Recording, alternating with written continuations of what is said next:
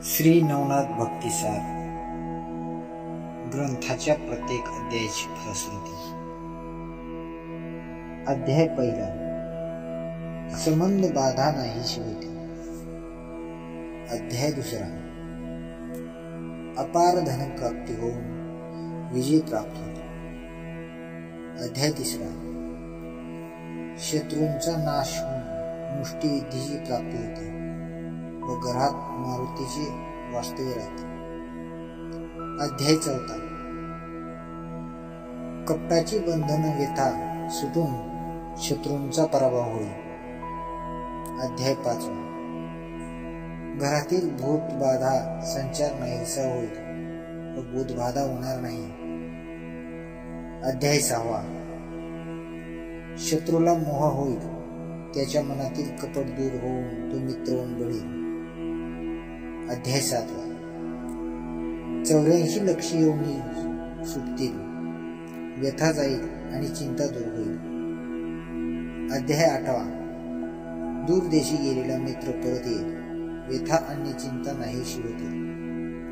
अध्याय नववा, 14 विद्यांची प्राप्ती होईल व 64 कलाही साध्य होतील। अध्याय 10, स्त्री दोष नष्ट होईल व कपट जाऊन मुले जगतील। अध्याय 11, अग्निपीडा होणार नाही, ग्रहदोष जाईल।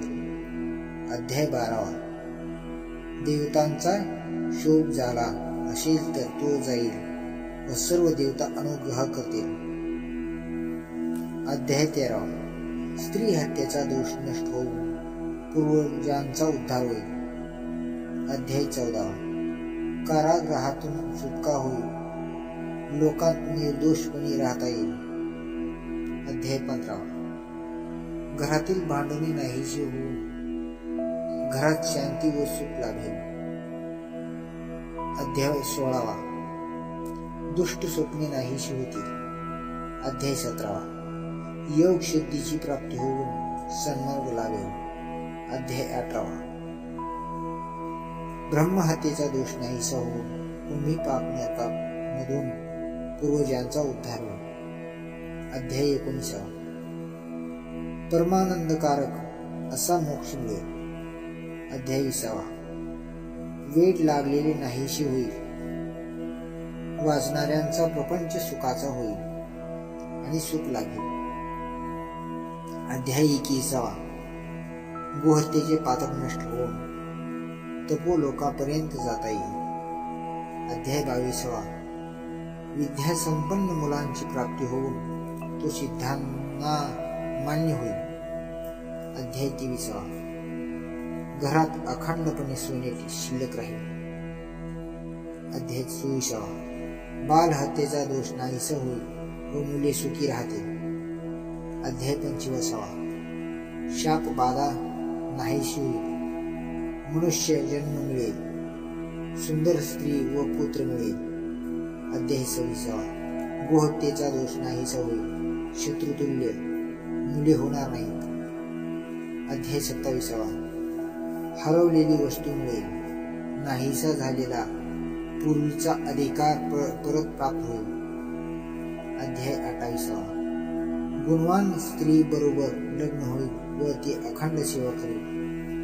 अध्याय 29, क्षयरोग बरा होईल व त्रिविध ताप नाहीशी होती।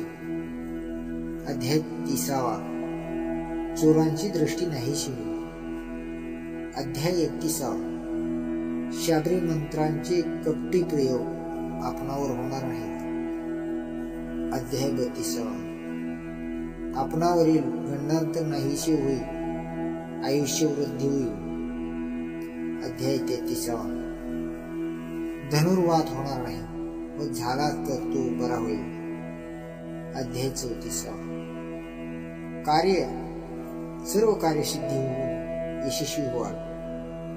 आणि अध्याय 35, महासिद्धी मिळते व 42 पुरुष उद्धारतील। अध्याय 36, सर्प विंचू याचे विष उतरून मनुष्य बरा होईल। आता अध्याय 27, दूषितपणा नष्ट होऊन विद्या प्राप्त होईल। अध्याय 38 नवज्वर, हिवताप व इतर ताप नाहीशी होते. अध्याय 39 युद्धामध्ये विजय प्राप्त होईल. आणि अध्याय 40 हा अध्याय परिसाप्रमाणे अथवा कामधेनुसारखा सर्व इच्छा पूर्ण करू आणि संपूर्ण ग्रंथ वाचण्याचे पुण्य मिळेल व पुत्र, पौत्र, धन, धान्य, यश इत्यादिकांची प्राप्ती होईल.